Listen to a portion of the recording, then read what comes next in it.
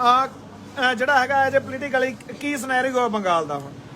बहुत क्रूशियल है, बहुत ही नाजुक है, नाजुक बनाया जा रहा है। आप लोग देखें कि सारे लोग बंगाल का रुख क्यों कर रहे हैं, एक के बाद एक दौरे पे दौरा बंगाल का ही क्यों? क्योंकि बंगाल अभी रिच है, बंगाल बचा हुआ है।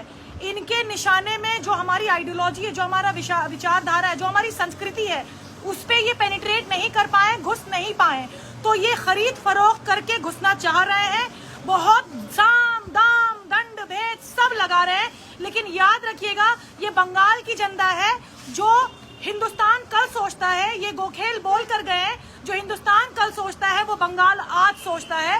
तो जो इनकलाब है वो बंगाल की मिट्टी और पंजाब की मिट्टी से निकला है, और इनको सही रास्ता बंगाल ही दिखाएगी, क्योंकि अन्नदाताओं का भी आशा जो है वो बंगाल वासियों से जुड़ा हुआ है। महापंचायत भी यहाँ पे हुआ, तो बंगाल की मिट्टी अपने अन्नदाताओं के साथ रहेगी, और इनका जो मंशा है, इनकी जो विचारधारा है वो धरी की धरी रह जाएगी। इनकी हार तय है, और ये अपना मुंह का लेकर जाएंगे, और बंगाल शांति रहेगी, मतलब सब शांति में ही रहेगी। इनकी रोटी यहाँ नहीं सिकने वाली। और देखिए यहाँ पे अभी भी पंजाब और बंगाल दो लगातार लड़ रहा है। पंजाब बॉर्डरों पे लड़ रहा है, बंगाल अपने घर में लड़ रहा है। पंजाब वाले तो और बॉर्डरों पे डटे हैं, बंगाली डटे हुए अपने घरों में। बंगाली जो है उनको मालूम है कि उनका जो कल्चर है, बिल्कुल आप सीए का आंदोलन देख लीजिए या किसान आंदोलन देख लीजिए, कोई भी आंदोलन होता है तो बंगाली इतने कैलकुलेटिव होते हैं, इतने बुद्धिजीवियों से इनको प्रॉब्लम है। तो बंगाल में बुद्धिजीवी इनको मिलेंगे। इनको ये होता, अभी इनके ही किसी नेता ने बोला कि केरला में इनकी सरकार नहीं बन पाई क्योंकि केरला में 90% लिटरेसी है, 90% पढ़े लिखे लोग हैं। तो यही हाल बंगाल का भी है। बंगालियों को मालूम है, वो अपना दिमाग, अपना रीजन इस्तेमाल करते हैं, और वो समझ चुके हैं कि ये सीधा सीधा इनके कल्चर पर अटैक है, और ये जो शांतिपूर्वक जो रहते हैं, शांतिपूर्ण तरीके से जो रहते हैं, ये उस पर अटैक है। ये इनको आने नहीं देंगे, और लड़ रहे हैं भाई, जमीनों पे लड़ रहे हैं। आवाज उठाना, आज के दौर में आवाज उठाना ही सबसे बड़ी जंग है, क्योंकि हर आवाज को ये दबा देते हैं। हाँ। यदि देखा जाए ममता बनर्जी का जो उदय हुआ, वो भी जहाँ पे नंदीग्राम में जब टाटा नैनो का प्रोजेक्ट सिंगूर में जो बंद हुआ, तो वो भी एक तरह का आंदोलन ही था, और अब भी आंदोलन ही है, अब डबल हो गया। क्या इसका फायदा ममता बनर्जी को मिलेगा? देखिए, ये तो मैं, क्योंकि मैं इंडिपेंडेंट फोरम से हूँ, किसी पॉलिटिकल सवाल या किसी मैं तो पूछ रहा हूँ कि फायदा मिलेगा या नहीं मिलेगा, क्या लगता है आप ऐसे? मैं ये नहीं कह रहा कि आप वोट डालोगे या नहीं डालोगे। हाँ। फायदा, एक छोटी सी बात मैं कहूंगी कि इस तरफ एक औरत है, ठीक है, और उस तरफ आपके सारे दिग्गज नेता बोलिए या जो भी बोलिए लगे हुए हैं। तो ये एक बंगाल की ही बात है, खासियत है कि एक औरत अकेली लड़ रही है, और आप ऐसी टिप्पणियां देकर जाते हो। आज किसी ने एक टिप्पणी दी कि अगर टांग ही दिखाना है तो बरमुडा क्यों नहीं पहन लेते। आपकी ये विचारधारा है किसी औरत के लिए, आप ये विचारधारा रखते हो एक चीफ मिनिस्टर के लिए, एक औरत के लिए, कि अगर उसकी टांग टूटी थी आप बोलते हो कि बरमुडा पहन लो। ये सभ्यता बंगाल की नहीं है, बंगाल इसको नकारता है, रिजेक्ट करता है। आपकी रोटी यहाँ नहीं सीखने वाली।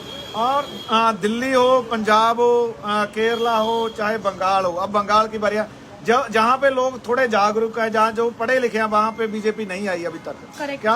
और बंगाल जो अभी कही हम मॉडर्न एजुकेशन है, उसका सबसे पहले सबसे ज्यादा इंस्टीट्यूशन कोलकाता में रहे, बंगाल में रहे। क्या लगता है जहाँ फिर कोई नया इतिहास भी लिखा जा सकता है कि जो मैं कहता हूँ दोबारा नीचे वाले तरफ मलकर उल्टी गंगा बह सकती है या सीधी बहेगी? उल्टी गंगा तो नहीं, गंगा अगर मतलब यहाँ पे अभी तक इनका बहाव आया नहीं है। हवा तैयार करते हैं, लेकिन ये अभी घुस नहीं पाए हैं, तो ये हवा में ही रह जाएंगे। और जो बंगाल जिस तरीके से अपने आप को समेटा हुआ है, पीसफुली लड़ रहा है, 2019 से ही शुरू हो गया था। जेयू में जो हुआ था, जो नाम नहीं लूंगी मैं, जो एक नेता चले गए थे, पिस्टल वगैरह हुआ था। तो ये जो आंदोलन जामिया और एएमयू से पहले की बात करूंगी, तो ये कोलकाता के जादवपुर यूनिवर्सिटी से उठा था, क्योंकि यहाँ के बच्चे बोलते हैं भाई हमें साइंस चाहिए, हमें विज्ञान चाहिए, हमें ये नहीं चाहिए कि किसी भी चीज से सोना निकलता हो, चांदी निकलता हो, हीरा निकलता हो। और आज भी जो स्टूडेंट्स, युवा, बंगाल की एक और खासियत बात मैं आपको बता दूं कि युवा बहुत जबरदस्त तरीके से लड़ती है और रास्ते पर आती है, और युवा हो, बुद्धिजीवी हो, औरतें हो, बंगाल को बचाएंगे और इस बार बंगाल बचेगा। बंगाली लोगों से यदि पूछा जाता है ज्यादातर वो नो कमेंट करके पास हो जाते हैं, ये क्या मतलब है? ये तो उनका पर्सनल चॉइस होता है कि कोई पॉलिटिकली जवाब नहीं देना चाहते, और चूंकि इलेक्शन बहुत, और आप देख रहे हैं ना कि जो भी आवाज उठाया जाता है उसको दबा दिया जाता है, उसको सही तरीके से वॉइसेस ऑफ डिसेंट को सप्रेस कर दिया जाता है।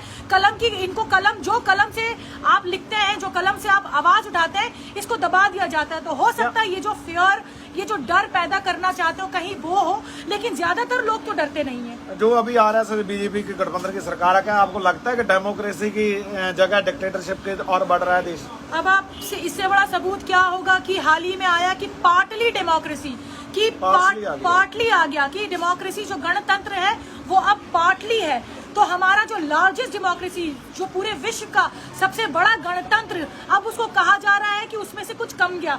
तो ये किसकी वजह से हुआ, ये क्यों हुआ, ये आप सब जानते हैं। हर कोई, युवा बोलो, औरत बोलो, किसान बोलो, मुसलमान बोलो, पंजाबी बोलो, ईसाई बोलो, सब तो रास्ते पर है। इसका क्या सोल्यूशन है? लास्ट क्या सोल्यूशन है इस देश को बचाने का, डेमोक्रेसी को बचाने का? सोल्यूशन इसका यही है, जो बॉर्डरों पे बैठकर मेरे भाई, किसान भाई, क्योंकि वही है ना, राम मनोहर लोहिया जी ने जो कह गए कि जब सड़कें सुनसान हो जाती हैं तो सांसद आवारा हो जाते हैं। तो सांसद आवारा हो चुका है, लेकिन इस आवारा सांसद को वापस रास्ते पे बैठे किसान और रास्ते पर बैठे मजदूर ही लेकर आएंगे। तो आप कह रहे हैं जो मोदी जी तो बोल रहे हैं आंदोलन जीते हैं, इनका तो चलता ही धंधा आंदोलन से है। तो भाई, तो फिर मैं एक गर्व से कहूंगी, अरे भाई सब यहाँ पे आंदोलन जीवी ही हैं। अगर जो आंदोलन जीवी कह रहे हैं वो भी आंदोलन से ही उठे हैं।